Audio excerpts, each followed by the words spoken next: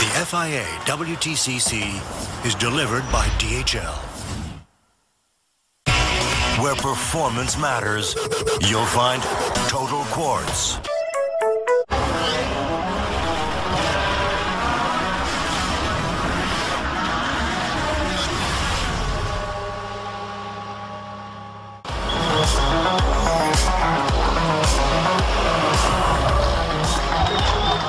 The 2014 FIA World Touring Car Championship is about to get underway on the streets of the capital of Morocco, Marrakesh. We are ready for the season to begin. Well, welcome to a hot and humid Marrakesh. 31 degrees of air temperature, track 35. Inside the cars, it'll be closer to sauna temperatures, 60 degrees plus, for the two races here on this fast, very bumpy and very demanding circuit. Mehdi Banani, the local hero in a front-running car, will be the big focus of attention for most of the locals. But of course, one of the biggest stories in motorsport over the winter has been the arrival of Citroën, the multiple World Rally Championship winning team, and driver Sebastian Loeb in the World Touring Car Championship. Hello everybody, I'm Martin Haven. Sitting alongside me, I'm thrilled again to have the services of multiple British Touring Car champion Matt Neal. And Matt, whenever anybody comes in to rattle the establishment, especially with the change of rules that they seem best prepared for, you're going to see all the rules that we previously thought changing, and that was what makes this such a fascinating race. That's right, Martin. I mean, Citroën have done their homework and they've come in and they really hit the ground running, and because the regulations, they're not an evolution of what we've been seeing before, the S2000 regulations. It's a complete new clean sheet of paper, and that means dramatic changes, and the cars have been designed from the ground up, much like the new Formula One cars and engine scenario. So Citroën have really done their homework. They've been working on this for 12 months in advance, so a lot of the other teams are already playing catch up with them. So we're going to see that Citroën dominance here. We've seen them dominating in qualifying, but the inter-house battle and fight, they've got three very hard chargers, very fast customers, you know, of which Loeb is actually on the back foot because of his racing experience rather than rallying. So it's going to be really exciting to see the Citroën in-house battle unfold, and everyone else scrapping behind them and snapping at the Citroën's heels as well. Well, what a place to bring a brand new car. Most of the cars, other than the Citroëns, almost untested in any shape or form, and they come here to a demanding street circuit. Jose Maria Lopez is the man who starts on pole position, the only one of the Citroën drivers who's not a multiple world champion. 9 times rally world champion Sebastian Loeb on the outside front row. Tom Chilton starts third in a Royal Motorsport Chevrolet, ahead of Ivan Muller, who cut a chicane on his fast lap. Dusan Borkovic, a rookie, starts in 5th. He says he is rather nervous, and René Munich will start 6th place on the grid. Great qualifying for him, ahead of the Sol Castrol Honda of Thiago Montero. Norbert Mikulits in a Honda, Mehdi Banani in a Honda next up, and then Tom Coronel, for many years a BMW driver, in a Chevy Cruze. He's alongside James Thompson on the grid, and Thompson's teammate Rob Huff and Mikhail Kozlowski make up the row behind him with the 3 factory larders. Well, at the tail of the field, a couple of changes. Gianni Morbidelli clashed with Gabriele Tarquini. Big accident for the Italian's car, or both Italians' cars in free practice. Tarquini will take no part in the race weekend. An uncompleted shell is being rushed to Paul Ricard today to be built up for next week. And we will also not have Peter Foulin making his World Championship debut in a Seat. His car was damaged in qualifying. His engine has been given to John Philippi, his Campos Racing teammate, in the TC2 spec Seats run by Campos. Campos Racing cars also in TC1, and the difference between the two, TC2 is essentially last year's 1.6 litre turbos, around 300 horsepower. TC2, like these cars, much bigger, fatter arches, much bigger aero, 380 horsepower or so. Now, this is what happened in free practice. Tarquini outbraking himself, Morbidelli getting it wrong in the chicane, and you see from the onboard, Matt Neal, what an impact that was. It bananaed the Honda. Yeah, it looked quite innocuous from externally, but yeah, it's a big hit. It has bananaed, written the Honda shell off, and they've had an awful lot of work to do to get the Cruze up and running.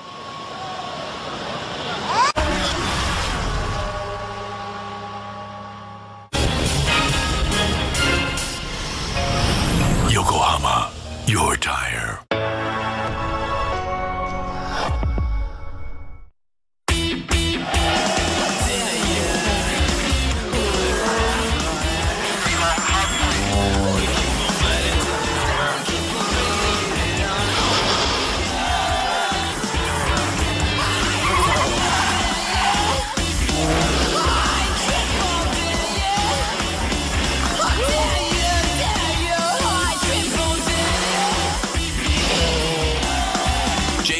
inward. Love driving. Advan.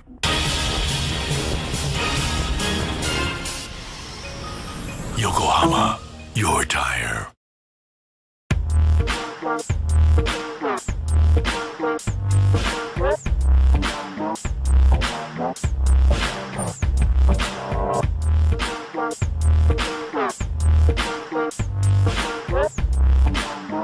The new Renault Clio. Restart your heart.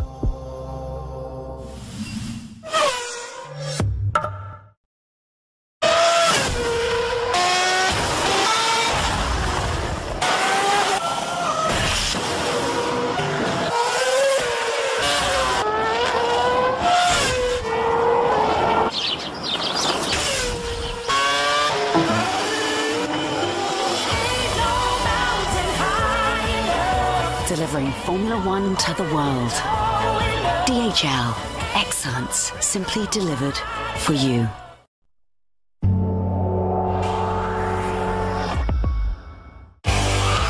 At speeds of more than 330 kilometers per hour, they take boldness to the edge of madness. Welcome to the adrenaline-stoked bar-banging action of Superbike. The Superbike World Championship from Aragon, tonight at 1900 on Eurosport.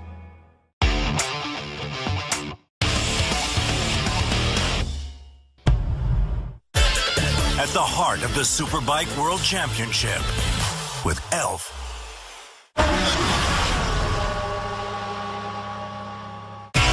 Where performance matters, you'll find Total Quartz. Here is the Sol Castrol Honda. This weekend, Gabriele Tarquini's shell destroyed. The internals of that car have, in fact, the entire car has already left to go to Paul Ricard, where we race next weekend, so that the shell can be stripped and it all put into a new shell, which was part assembled as the spare car anyway. FIA President Jean Todt down there among the well-wishers on the grid. And what has really triggered all the changes for this season, wholesale, has been the change to the 1.6-litre turbo engine. We had 1.6-litre turbo engines last year. What has happened this year is the air restrictor for the turbocharger has been enlarged. More air means you can burn more fuel. Burning more fuel means you produce more power. They've gone from 33 to 36 mil. 3 millimetres doesn't sound like much. If I said to your road car, you're going from 300 to 380 horsepower, then that sounds like a lot more. Of course, Matt Neal, more power means it's going to be going faster, so you need more grip. More grip means you need more aero. It means you need wider tyres. It means you need bigger wheels, because you've got to fit bigger brakes in to slow the thing down. And the wastegate set at 2.5 bar means that nobody can produce more power than they're allowed from the turbocharger. Now, of course, the turbo, spinning at countless hundreds of thousands RPM, is the single hottest component. Exhaust gases from the cylinders go straight through it, and so the cooling is absolutely essential. The intercooler for the charge that goes through from the fresh air into the engine is vital, and of course the lubricating and the cooling of the bearings in the turbochargers has always been the Achilles heel of any turbocharged engine. That's right, Martin. The new regs, as last year, they're restricted to 1 engine per year. But I think it's 5 turbos they're allowed to use, because obviously the turbo is the engines are unique to each manufacturer. The turbo is a championship regulation one, which they all have to use. And the temperatures they're running at are in excess of 1,000 degrees. And the manifold, which is the primary exhaust feeding off the engine, when they're on the dyno, they actually become translucent. So you can see through them. The heat in them is that excessive. And so obviously they're making those out of all exotic materials and trying to insulate them as well, but keeping that heat in obviously does age them very quickly. Yeah, and the experts tell us that under braking, the metal of the exhaust manifold stretches because it's so hot, and then stretches back or contracts again as the car accelerates, the weight of the turbo moving backwards and forwards. Now here's a big story, big in both ways. 2 meters 8 this chap is, which by my reckoning at 1 meter 97 being 6'6" means he is at least 6'10". Matt Neal and I, if you know Matt from British Touring Cars, you'll know he's no short house. Dusan Borkovic stands a head taller than us, and he is starting his first ever World Touring Car race, 5th on the grid. I talked to him a little bit earlier. He said, I am very nervous. It's like starting a spaceship trying to get one of these things, all the buttons you have to press and the settings you have to have right. He said, I'm very nervous. Well, a man who'll be less nervous will be the world champion, 4-time world champion now, Ivan Muller, in this brand new Citroën C-Élysée. Realistically, he probably should have started on pole position. He was up on his qualifying lap until he misjudged the last chicane, trying to pinch an extra 100th here or there. But he will start on row 2 of the grid in 4th place. But what might be interesting, Matt, is that we've watched various cars doing practice starts as they've left the pit lane, and you noted that the Citroëns, who are 1st, 3rd, and 2nd and 4th on the grid, seem to be the least efficient at getting away from the line. That's right. I mean, they were all doing their practice starts, and obviously people say, what is the hardest thing about driving one of these cars? And a lot of us always say it's getting them away from the line fast. And whether it's with their rally experience and then trying to, because we all run different engine maps for starting and different weather conditions. And obviously the start line map they've been working on, maybe it's akin from their rally background. They're trying to reduce wheel spin. That's actually not the fast way to do it. And I was watching the practice starts. The most impressive ones off the start, out the box, look the Ladas. They look very aggressive. And the Citroëns look very lackluster getting them off the line. So my bet is, if I was down a betting office, I'd love to see Chilton into turn 1 first. Well, it could happen. The Chevrolet is very quick, very good away from the line. Sebastian Loeb, 9-time World Rally champion, number 9 on the car, front row of the grid. Let's make no mistake, this team is all about Loeb, but with Ivan Muller drafted in as the most experienced touring car driver they could find, with Jose Maria Lopez as a wild card, these 3 drivers, these 3 Citroën drivers, Matt, today know that in Macau, in the FIA Gala, one of them will be world champion. That is almost without question. And now, right now, from this moment, for 24 races, it's got to be gloves off. They have got to beat their teammates to be champion, and that is going to be a fascinating fight to see.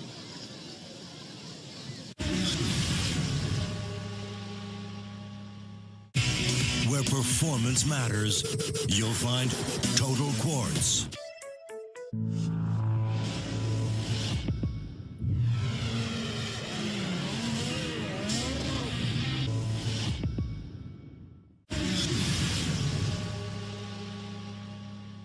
The FIA WTCC is delivered by DHL. 4 monstrously long straights housed by hairpins and chicanes, so it's going to be a real toughie, very unforgiving for him. Long, fast, very bumpy. There's Gabriele Tarquini, should be racing today. He's not. You know, he's got to put this behind him, and he has already. It wasn't his fault. It wasn't any fault of the team. He was just getting hit by Gianni Morbidelli. Well, let's get down to the car that's 3rd on the grid and hear from Tom Chilton. Welcome back at the WTCC in 2014 with more exciting race cars. They're bigger, more downforce, and we're about 6 seconds faster. Marrakesh, maybe not ideal because it's like a street circuit. If you make a mistake here, you get punished big time, like what I had in the free practice. We're now in the green flag lap, so we're going to the grid. First, high-speed chicane, 3rd gear, long straight, up to the corner number 5, which all the way you go down to 2nd gear. Then a long left-hander you just saw until the corner up here for the long straight back to the first chicane in 2nd gear. Then a long straight back to the high-speed chicane. That's the chicane where I softly touch the barrier. Let's say it like this, all corners, but that's another problem. My car is fixed, and that's in 3rd or 4th gear. And then up to the last corner, which is down to 1st gear. I mean, yes, slipstreaming is working. First time with these type of cars. Let's see how these cars race. But one thing is for sure, it's very challenging for me and also the others. I have to prepare for the race. Bye-bye. Keep watching. Clearly Tom Coronel, not Tom Chilton. Teammates at Royal Motorsport. You saw the Royal team bosses, Roberto Ravaglia and Aldo Prio in the garage. There is Tom. Field being led round by our poleman, Jose Maria Lopez. He leads the championship as well. 5 points from sitting on pole, ahead of Sebastian Loeb. Tom's Chilton Ivan Muller and Dusan Borkovic. And there is the man, Yves Maton, who is the head of this programme.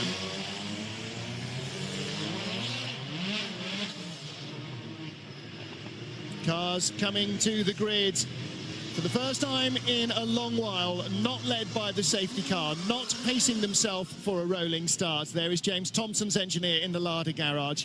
This year, another of the big raft of changes is that all races will be from a standing start. So, for Citroën, for their drivers, for the Chevrolet drivers, for the Larder drivers, for the Honda drivers, for everybody, the season is just about to get underway. I think 2014 is going to be a fascinating campaign. Multiple World Rally champions come racing. How will Citroën do? They have been fast in practice, fast in qualifying. They dominated qualifying with the front row of the grid. Can they convert that into victory on the streets of Marrakesh? Jose Maria Lopez and Sebastian Loeb. The revs rise, the red lights are on. The season is underway in a very slow start indeed for the black car.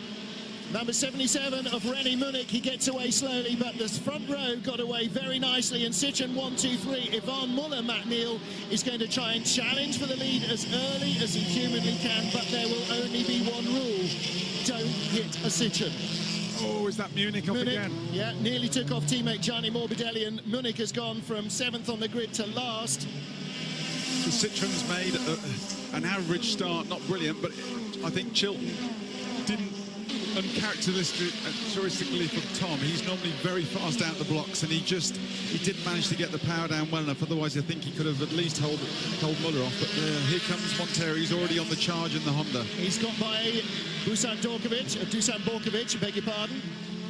So Norbert Michelis, Mehdi Benadi behind in their Hondas. Then Hugo Vallant made a good start in his Chevrolet. He's in front of Tom Coronel in 10th, who skates wide. Larder trio right behind. Very good start from the back by Gianni Morbidelli, the ex-Grand Prix driver, trying to atone for his mistake the other day.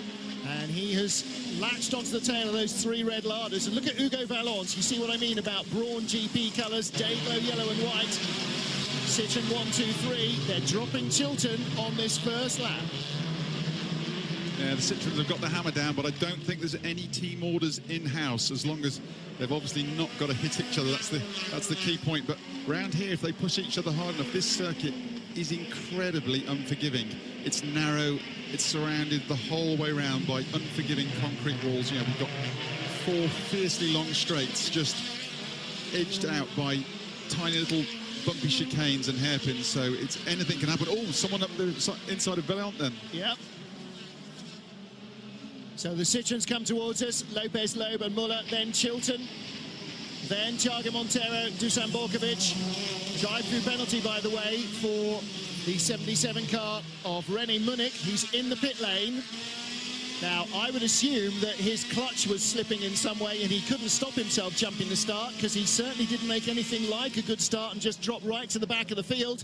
He's gone through and out again, so maybe it was, as Dusan Borkovic said, lack of familiarity with the controls necessary to get this car started and off the line. Yellow flags in the final sector. Munich would have just been coming in for his drive-through penalty for jumping the start. Now, these Citroëns are in flying formation. I mean, Lopez is definitely pacing himself at the moment, but these new regulation cars, they are more reliant, a lot more reliant on aerodynamic. Now, you can see him ducking out to try and get some cool air in. The ambient has gone down from yesterday, which is better for their engine cooling and their brakes as well. But if these two, Loeb and Muller, following Lopez, they've got to be careful, because they're going to start using their tyres up very, very quickly, and then that'll hand it back to Lopez. Montero and Borkovic having a great scrap for 5th place. 4th place in front of them, and starting to pull away a little bit more again now is the black car of Tom Chilton. And then behind, you got Norbert Michelis. There's the local hero, Mehdi Benani, in the red, white and green of Marrakesh, of Morocco rather. And he's got Hugo Vallant behind him. Montero and Borkovic. And Borkovic now clearly got over his nerves. The red, white and blue colours of Serbia on his car. He started 3rd on the grid. Oh yeah, René Munich moved, then stopped. Then got mugged by the 2 Hondas. Yeah, that's a little harsh, because boy, he certainly didn't gain anything from that, did he?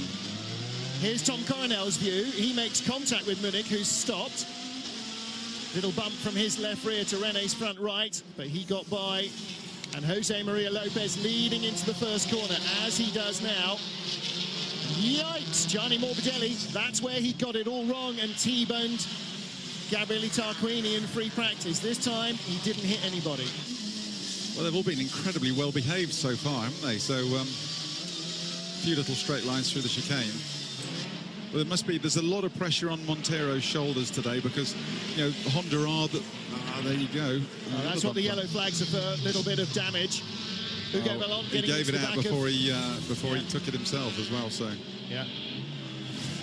Yeah, the Honda are the reigning champions, for manufacturers champions, so, you know, they've got an incredible task in front of them with Citroën coming in this year, so... But with Montero out on his own, without Tarquini as his wingman today, he's on for a tough couple of races. Yeah, he is, and look at Borkovic, he's really pushing hard. Montero on the narrow inside line, Matt, and that makes it easier to defend, but harder to get the car quickly through the chicane because you're offline and you're making it tighter for yourself, effectively. Yeah, all he's going to do is slow himself down, give Chilton some air, some clean air, just to pace himself behind the three Citroëns and, you know, open himself up more for attack from Borkovic. Well, the fastest lap of the race, no surprise for race leader Jose Maria Lopez, 1:44.731, 1:44.748 and 1:44.835 last time round for Loeb and Muller. Now they're down into 44.1s, so they've gone 0.6 quicker on this lap. They are really starting to stretch their legs now. And Matt, you know, we've seen in the last few Grand Prix how Mercedes have got the dominant car and how the teammates are really making a race of it. We are absolutely going to see that from the Citroën trio. Not one of them is going to roll over for the others. That much has been clear right from the beginning of qualifying. Exactly the same as when we had the pace car at the last Formula 1 Grand Prix and the two Mercs were out front. Suddenly they just put the hammer down and they were gone. And they're in another league. And these guys, they've just suddenly, that last lap, they put the hammer down. They're a second lap quicker than Chilton in the Chevy on that lap. So, yeah, it's going to be... Muller's not going to be happy in third, I know that. Damage to René Munich has brought him back into the pit lane for a third time.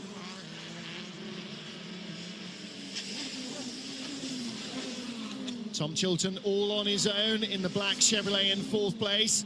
Mum and Dad here watching. Thiago Montero in fifth. The rest of the Hondas with Privateer, Dusan Borkovic, I beg your pardon, from Serbia. And that's going to be such a spoonerism all season long. And the Serb is really, really giving Thiago a tough time. Now, if Thiago starts slowing that pair down even more, what it's going to do is hopefully for Thiago, is bring the other two Hondas into the play. Well, that's what you would have thought by now might have happened. And Borkovic looks up the insides. There's a little bit of contact, and Thiago runs wide. Now, the stewards will look at that and see whether or not they feel that was an unfair move. Interesting, the tiniest touch, making all the bodywork fall off, though. Well, he was trying to get down the inside. Thiago closed the door.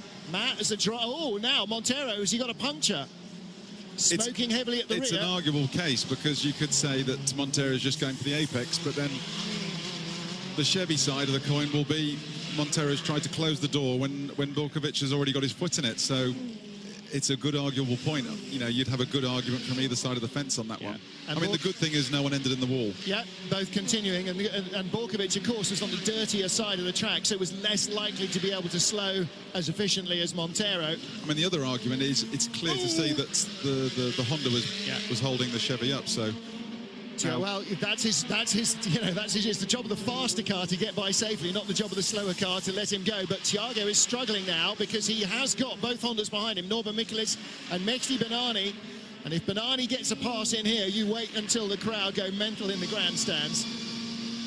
We'll hear it above the noise of the engine. Sebastian Loeb in second place, Ivan Muller in third, but still the fastest man on track is Jose Maria Lopez, leading in the Citroën. Now 3/4 of a second clear, which is nothing if you make a mistake in the chicane. Yeah, three Hondas flying in formation. But it's sort of breaking down into teams at the moment. We've got the three Citroëns, then the best of the Chevys, then the three Hondas, or the two best Chevys, then the three Hondas. And then James Thompson 10th, Rob Huff 12th, Mikhail Kozlowski 13th. In the three Ladas, in amongst them, they've got Tom Coronel in his Chevrolet. Hear the wastegate chattering on somebody's engine as they build up speed out of the chicane here. On board with Morocco's hero Mehdi Benani. Citroens have dropped to a nice steady gap between them to give themselves a little bit of air, but every lap that Loeb follows Lopez, he's going to be loaning. He's soaking up valuable, you know, he's not done a race in anger yet, and every lap, I mean, he's a class act, there's no argument there. But it's just his inexperience of circuit racing, but every lap he's going to be soaking up more and more information from the other two, and he'll be a tougher act to beat from every race on. Big lock up there from Sebastian Loeb. He's trying to close the gap to Lopez. He obviously feels he's let the engine cool down enough and himself cool down enough, and now he's attacking hard. The gap was 0.85 before the beginning of this lap. I think it was less than that getting into the chicane. Looks like it's less than half a second, maybe not even 4/10. Loeb having a big push here. Now, he's not got the racecraft experience that, say, Yvonne Muller has. And there's Rob Huff's car. Looks like temperature problems. You're always going to see those blowers on because the extraordinary underbonnet temperatures. Turbo's running at 1,300 degrees Celsius. But it's a bit of a drama for Rob Huff. Debris on track. Now, looking here, it seems that Loeb's car is coming to him when Lopez's car is going away, but Muller's is going away. But they'll all share data, they'll all, you know, work together, but there will be an inter-team battle, not just between the drivers, but the engineers all want to be top dog in the team. You know, they're all, yeah, look at that, Loeb, fastest lap of the race so far. Closed by 2/10, or a little less than 2/10. Gianni Morbidelli all over the back of Mikhail Kozlowski. Teammate Rennie Munich is behind. Incidentally, there will be a black and white flag shown to car number 7, Hugo Vallant, for the collision at the hairpin here. But no decision yet on the collision between Borkovic and Montero, who were 5th and 6th and are now 5th and 6th, but in the reverse order. And Morbidelli's got by Kozlowski. Gianni Morbidelli really blotted his copybooks seriously. Look at the heat and the smoke coming off the brakes. We're expecting this. The Chevrolet drivers were, as a man, saying we are really struggling on brakes. The feel in the brake pedal not there even in the early laps of a session. Yeah, the aero and the weight advantage of these new modern cars means they can brake incredibly late in them, but they've all been, you know, it's not as bad today because the ambient's gone down, but we had 36-degree ambient yesterday, and so the on-track temperature was absolutely excessive, and they were all frying the brakes in no time at all. It should be easier. You know, we had darker clouds earlier, even threatening a bit of rain, but the blue sky's peeking back through, and it's actually starting to creep up in temperature again now. On board with Tom Coronel. In front of us is James Thompson. This is the battle for 10th place. Don't forget, Tommy starts race 2 from pole position. If he's got a car left, he just hit the tyre stack on the inside of Matt Neal.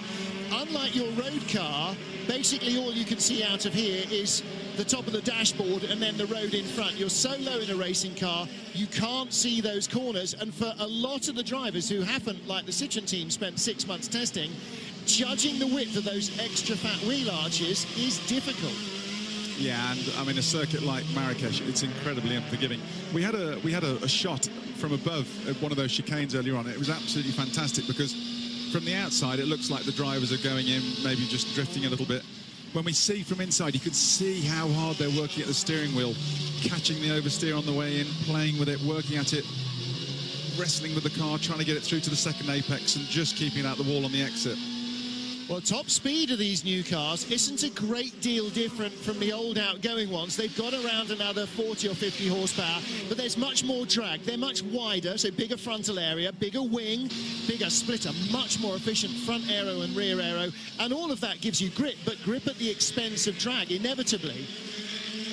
And it's because there's no real corners here, the top speed isn't that much different. What we're really going to see with these cars is their mid-corner speeds are going to be sensational compared to what the older, narrow-tyred, less grippy cars could produce. So here the lap time is quicker, but when we get to other circuits with corners that we've been to, I think they will extend even further inside the old lap records.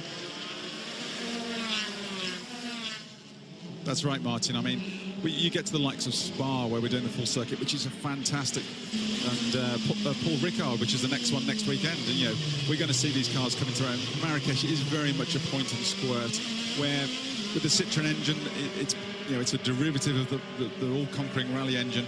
They will have focused on a lot of torque. I mean, it's been changed and updated and modified a lot for racing, but it will have a lot of torque, which will help them here for their speed out the corners. Apart from anything else, they've got more power than they ever had in the rally engine, so that, you know, all that is adapting as well. So everything's built by Citroen, apart from the tyres, everything.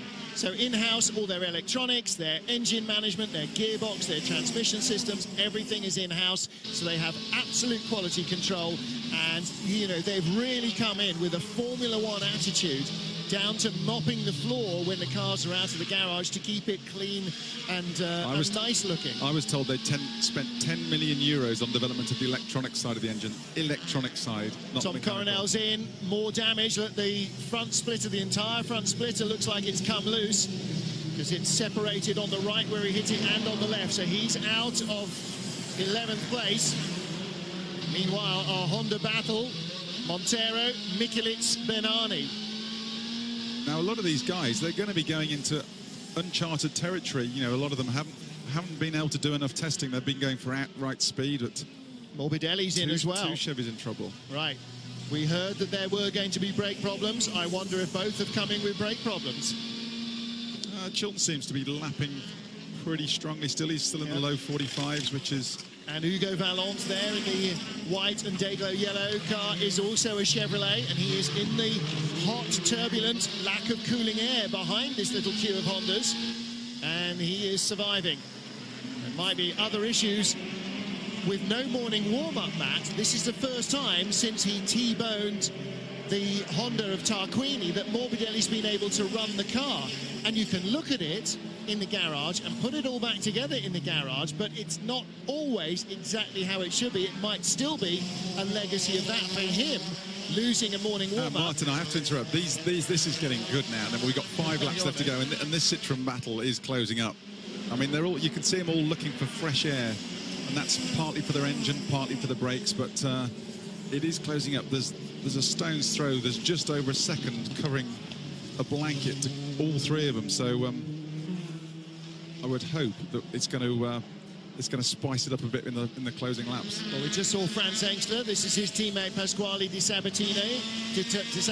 They're first and second in the TC2 class, with John Philippi in third. Broken brake duct for Gianni Morbidelli, reports Ben Constantinos from the pit lane. And I imagine with the splitter so loose, or the whole front aero package so loose on Coronel's car, he was running into a cooling issue as well. And being on pole for race 2, I'm sure the Roal guys, a broken gear lever for Tom Coronel. Wow, in that case, the Roal guys have definitely got to work hard, because they've got to fix it and get it out, or get it fixed before Parc Fermé rules apply before the race, between the races. Stewards will investigate the clash between Montero and Borkovic after the race. They'll apply a penalty after the race. Lopez, Loeb, Muller, top 3, covered by 0.6 of a second last lap. Oh. Less than that now, Matt. It's looked like the last lap of them on, and they're forming up for a formation photo. It does, doesn't it just? Yep. Okay, so here we go. This is the Daytona 500, isn't it? 450 miles, just making sure in contention for the last 50. This is 16 laps, 13 of which are making sure you're in contention for the last 3. But Martin, this is Lopez slowing it up. Yeah. They've either got an issue, which they're following a party line back at the pits, but at the moment, the fastest car on the circuit by a country mile is Chilton. Yep. So we could see him. At the moment, he's a few seconds down the road from these 3, but we could see him. Are these 3 playing the party line, or are they going to have a go? That's the question. I would have suggested, even for a company as controlling as Citroen, that having them hold station from lap 1 of the first race of the season might be a little bit over the top. Chilton's coming into picture now. That's Morbidelli. Oh, is it? He's just come out of the pits again. Oh, I'm disappointed with that. Chilton is 6 seconds behind them. These 3 are now 4 seconds slower than they were at the beginning of the race. Yeah. Even mid-distance in the race, they've suddenly fallen off the edge of a cliff. Yep. And I wonder if that is brakes or tyres. They've been using the new tyre. It's an 18-inch wheel. It's now an inch taller, and it's 10 inches wide, not 9 inches wide. But they've tested this car exclusively on the new tyre, never on the old tyre. They went through 800 tyres in testing. You only get through 180 in a season per car. I'll tell you what, Martin, Chilton is just over 5 seconds down the road, and he's almost 2 seconds a lap quicker than these guys at the minute with 4 laps to go. Well, one thing is certain is you can put 3 Citroens side by side across the road and stop a Chevy winning. I don't know, it could be good to watch. It would be very good to watch. That would be a great ending to the race. Meanwhile, here is our battle for 7th. Thiago Montero's just up the road.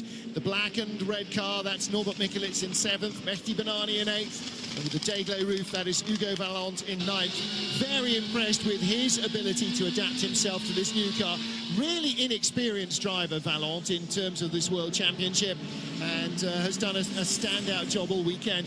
So too, though, is Jose Maria Lopez. 1 race weekend, only in Argentina, in a BMW. And here he is, put the car on pole. He's led every inch of the way. He's resisted to superstar, multi-world champion teammates, and he's still in front. Well, there is Chilton, the second of the black cars, so he is closing very fast indeed on the Citroens. Lap 12 of 14, 2 to go after this. We're only a third of the way into the lap, and Tom Chilton, as he gets down to corners 4 and 5, is still closing fast on the Citroens in front. They're lapping very high 1 minute 46s, low 147s. Randy Munich comes back into the pits yet again in his Munich Motorsport Chevy. His teammate is the first black car with the white flashes, car number 10. Ignore him, Gianni Morbidelli's a couple of laps back. But Tom Chilton, Matt Neal closing in at 2 seconds a lap. He'll know that because the team will be telling him. But what can he do? Is he going to get to them even? Yeah, we need Morbidelli to help Chilton and give him a tow up some of the straights rather than hinder him. Chilton doesn't need any hindrance at all. I can only think these three are following a party line. Muller would be attacking. Muller doesn't not attack. He's a street fighter. And give him a sniff and be going so slow. They've got to be, if they are, then they get a resounding boo off me at round 1. Well, French teams have a history of trying to control finishes in all sorts of racing. Peugeot, not yet, but Citroën rather, not yet, but Peugeot absolutely have, and it very often backfires. If they're starting that now and making Muller stay third, you'll be able to tell from Muller's body language when he gets out the car. I don't think, yeah, there'll be no, yeah, it was as fast as I could go, the guys did a great job. No, he'll just stalk off. I mean, you know, the controlling is to such an extent that right, Justine, look at that. Right, look at, I've just noted the times. Lopez has just smacked. They've all just smacked. Yeah, they've gone 2 seconds quicker now. Right. Same time as Chilton. They've seen Chilton closing and they've opened up again. Yeah. Let's not be silly. Let's go quicker. That confirms that. So it's a team formation. Whoever's first into the first corner wins the race. But I mean, their controlling aspect is such that even wives and girlfriends are not allowed in the garage to watch the TV monitors during qualifying or the race. They are banned from the garage. Because it's obviously such a busy place and there's so much going on that they'd be in the way of. Yeah, maybe the Citroën top brass should go to Formula 1 to chill out a bit. Yeah, Formula 1 is less anal. Norbert Mikelitz makes a mistake under pressure, and Mehdi Benani is going through. They've got a few Moroccan fans watching that with delight, and Mikelitz is slowing right down. Through has gone Hugo Vallant. Mikelitz is in trouble. Matt, he went straight through the chicane, and that suggests to me that he's got a brake problem. Susceptible to brake problems. They were struggling with brakes on that car in free practice when they were trying a few longer runs. And Vallant is no longer tucked right up behind Mehdi Benani. He's on the opposite side of the track, trying to get cooling air through his air dam. This is a chance for Citroën to post the result they were hoping for, a 1-2-3. They didn't get it in qualifying, probably should have, but not all plans go according to the rule book. Rob Huff looking to get back into the car. No, he's not, is he just putting the steering wheel on? Huff is out, Coronel is out, Munich is out. Our front row pole starter for row 2, Tom Coronel, with that gear lever problem, that could be a major issue, a real disappointment for Royal Motorsport. Yeah, the Chevys have been, because it's such a last-minute thing, RML have been building 6 cars. You know, spares is an issue of what they're all carrying. And I wouldn't have thought a gear lever would be a real sort of prime one that they're going to bring as spare. You know, there's more bumpers, splitters, and more consumables which are going to get eaten by concrete walls and other cars. So Well, I hope they have got a spare one somewhere. Again, bearing in mind the big crash that Tom had earlier in the weekend in free practice, maybe there's a legacy from that as well, that's finally a casting has cracked. Last lap, we're on the back straight. It is going to be a Citroën 1-2-3 unless one of these highly qualified drivers makes a very rookie error. Jose Maria Lopez won his second ever World Touring Car race, and he is going to win his third ever World Touring Car race, which will give him a hit rate far greater than any multiple champion so far. Into the final chicane, he's escaped that one. Just the hairpin remains. Sebastian Loeb was half a second behind and is showing no signs of making a pass into the hairpin. And Ivan Muller even less. Muller must be stewing livid if they've been told to hold station after the first lap. It's going to be a Citroën 1-2-3. Lopez wins. Loeb in second. Muller in third, but there was no battle between the teammates, and was that team orders. Fourth, Tom Chilton, great result for him. Fifth place, Dusan Borkovic, a fantastic start to his top-class World Touring Car career. Smiles all round at Citroën. They have done what they have spent a year planning to do. They have had the rules changed to their satisfaction, built a car to the new rules that nobody else had the time to do, and they have come out with a thoroughly well-tested car. So well-tested, in fact, that they even spent a day at a racetrack with two cars deliberately hitting each other in racing situations to find out what was going to break. That's the level of preparation that has allowed them to sweep the board. You just saw our TC2 winner, Franz Hensler, leads teammate Pasquale Di Sabatino by 20 seconds. John Philippi will finish third. And whatever else the ramifications of the 1-2-3 formation finish, by getting pole position and by holding off his teammates at the start and controlling the race from the front, as Hensler wins TC2, winning outright, Jose Maria Lopez has shown that he is not just that other guy in the team. He is now going to be our championship leader after the first of 24 races. Well, I'm interested to see that all three body languages as they get out of the cars. I'm more interested than Lopez winning, because we were struggling to get a smile out of him after qualifying on pole yesterday. So someone had trod on his cat. He's pretty relaxed, isn't he? Now, I want to see Muller when he gets out the car. This is what would have happened if Chilton had caught them at the end of the race, isn't it? I think you're probably right, actually. Yeah. Maybe the Citroën top brass that told him he wasn't allowed to smile. I don't know, they seem to be smiling quite happily. Yeah, they do. They've even got a French flag, but they'll be drawing the covers down to hide everything that goes on in the garage, keeping our cameras out through free practice. Now they appear to have realised that actually being on telly isn't such a bad thing after all. Maybe Thomas put a Citroën shirt on now. Well, our pits cameraman went to Yves Maton and the head of the engineering setup there and said, what can I film, what can't I film, cleared everything, and was then immediately in first free practice thrown out of the pit lane by their PR lady. So public relations, going well with that then. Not quite as well as the cars are going. No, indeed. I think the drivers are going to be doing an awfully good job for Citroën, no matter what the front of house staff do, because this is a very relaxed paddock. It is a very friendly championship. It's going to be very hard to maintain this facade of rigid discipline. So the Argentine flag and the French flag together being taken down to the Parc Fermé area to greet the top three cars, all Citroëns C-Élysée. A 1-2-3 result. Jose Maria Lopez is our race winner. And with the two Alsatian multiple world champions, as I said at the beginning, 13 world championships between them, 9 for Sebastian Loeb, 4 for Ivan Muller.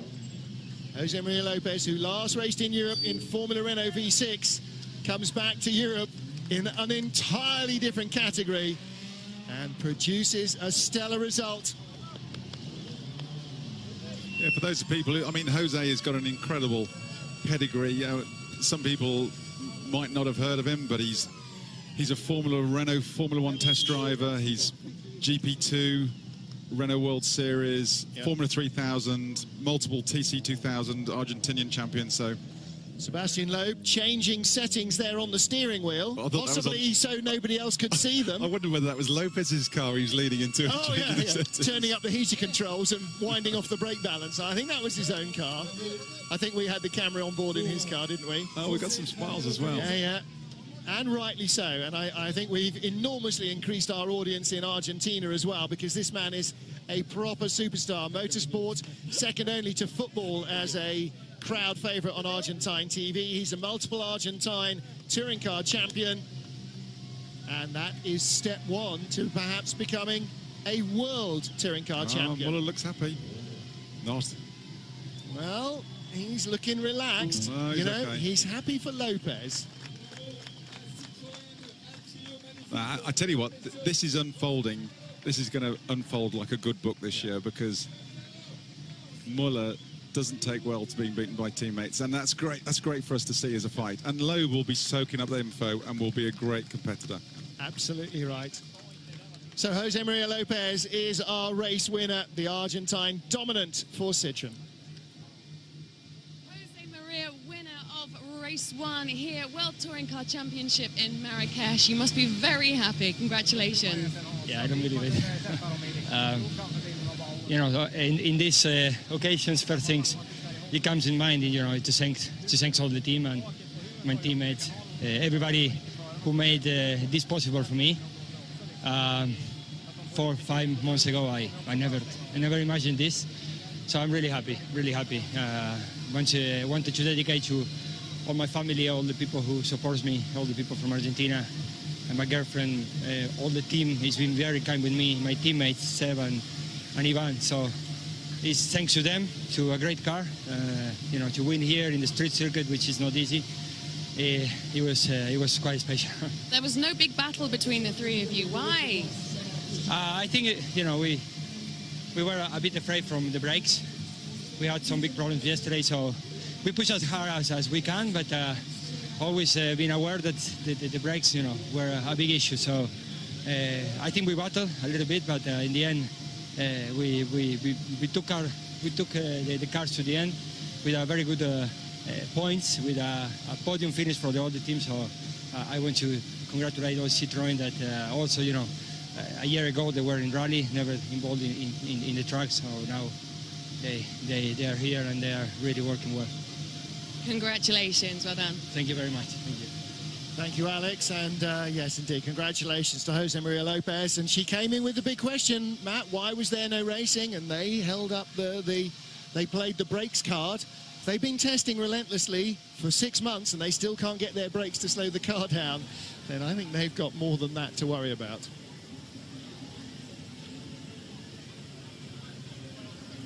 A confirmation there of our race result. Jose Maria Lopez, the race winner, his teammates just easing off towards the end. Tom Chilton closed to 6.6 seconds behind. But you would think that maybe if they've been watching Formula One, they might realise that there is good PR mileage in letting your teammates race each other. Look at what reaction there was to Mercedes allowing free rein to Nico Rosberg and to Lewis Hamilton to race each other and pass each other endlessly. It just proved so exciting.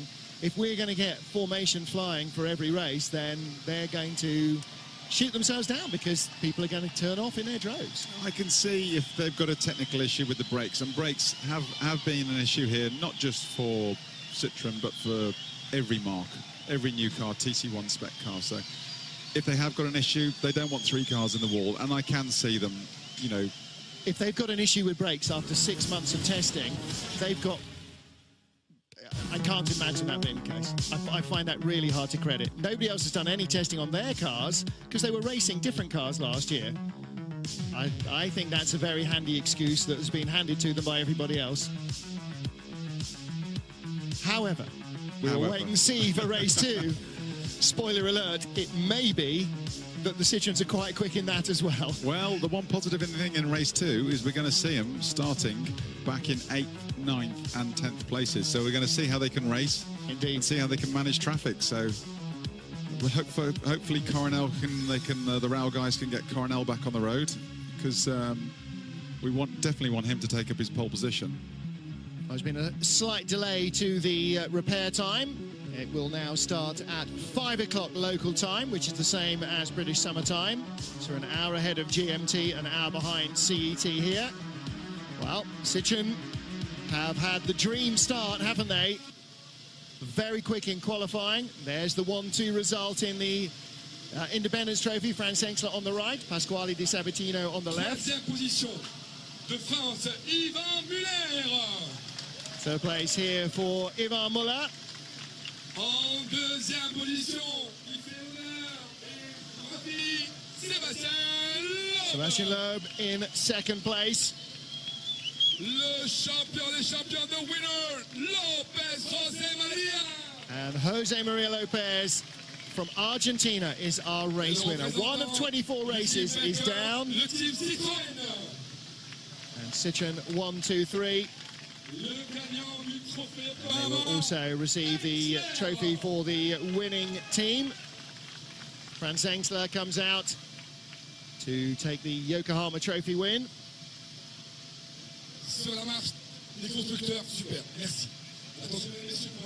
And so we will have our trophies presented.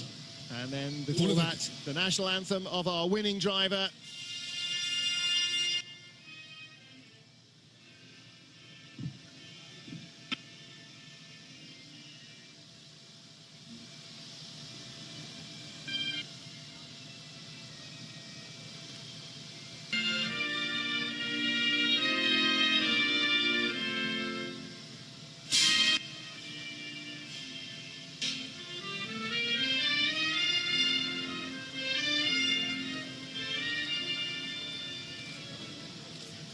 Et maintenant, mesdames et messieurs, and for our winning constructor, the national anthem of France.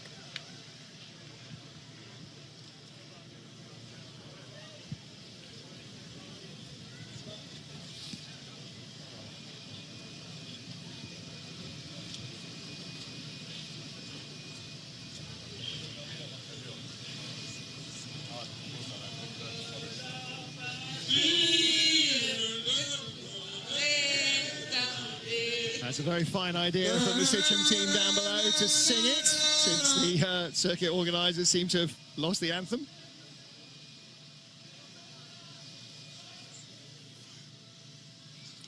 Super, mesdames et messieurs, nous allons passer à la remise des trophées. I think they had to abandon that one because Jose Maria didn't know the words. Well, I'm not quite sure how they managed not to find the French tape here, but Citroën will clearly be bringing their own to future races. Yeah, it's not as though they don't speak French in Marrakesh. Yeah, no, absolutely.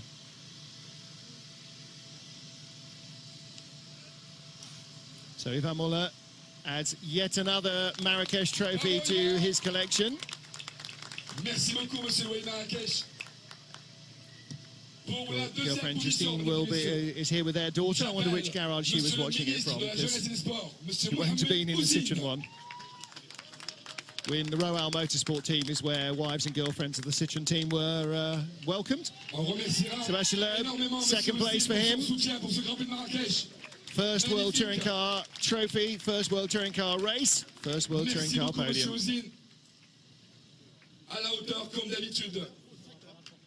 And Jose Maria Lopez. Well, Matt Neal, it was a fairy tale story last year in Argentina when in a Vika Sport BMW he took victory in race 2 after showing such pace in race 1.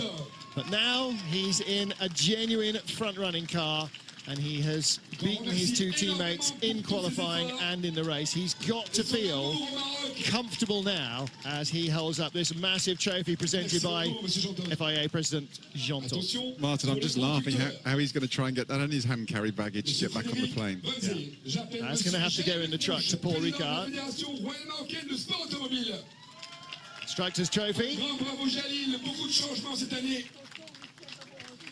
Du nouveau sang grâce à monsieur Générique Mouche, président de la Fédération marocaine de sport automobile. The circuit announcer saying so many technical changes for this year. And of course, Citroën had more of a running start at it than their rivals.